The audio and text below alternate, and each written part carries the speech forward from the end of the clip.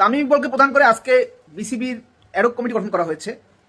যেই তামিম ইকবল জুলাইয়ে রক্তাক্ত সময়ে সে শেখ হাসিনার সাথে সাক্ষাৎ করতে গিয়েছিল, সে কেন শেখ হাসিনার সাথে সাক্ষাৎ করতে গিয়েছিল এই বিষয়ে কিন্তু জাতি এখনো কিছু জানে না।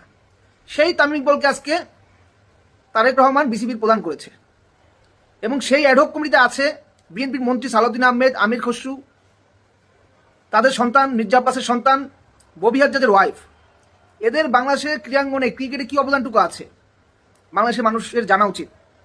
ক্রিকেটের কমিটিতে ক্রিকেটের নাই, নেতাদের ওয়াইফ, নেতাদের ছেলে সন্তান দিয়ে কমিটি গঠন করছে। এগুলো আমরা আগে শেখ হাসিনাকে দেখতাম, তার ভাই ব্রাদার, তার পরিবারের সদস্য দিয়ে দেশের সবকিছু দখল করা হতো। আজকে তারেক রহমান বাংলাদেশ ব্যাংকের গভর্নর থেকে আজকে বিসিবি, সে প্রত্যেকটা প্রতিষ্ঠান দলীয় নেতাকর্মী দিয়ে দখল করাচ্ছে। এটা হলো তারেক রহমানের I have a plan. Tarek Rahman তার 31 দফায় বলেছেন যে তিনি রাষ্ট্রের স্বতন্ত্র প্রতিষ্ঠানগুলি শক্তিশালী করবে। আমরা স্যার 31 দফার প্রতিফলন দেখছি, রাষ্ট্রের প্রতিষ্ঠানগুলিকে দলীয়করণ করা হচ্ছে।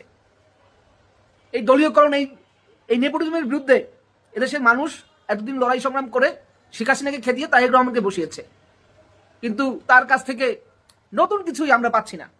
আমরা সেই ফ্যাসিজমের পথে আমরা হাঁটছি। আমরা দেখছি যেভাবে গুম কমিশন সহ সংসদে ইউনূসের অধ্যাদেশগুলো বাতিল করা হচ্ছে, ঠিক তেমনিভাবে রাষ্ট্রের প্রতিটা প্রতিষ্ঠানকে দখল করা হচ্ছে।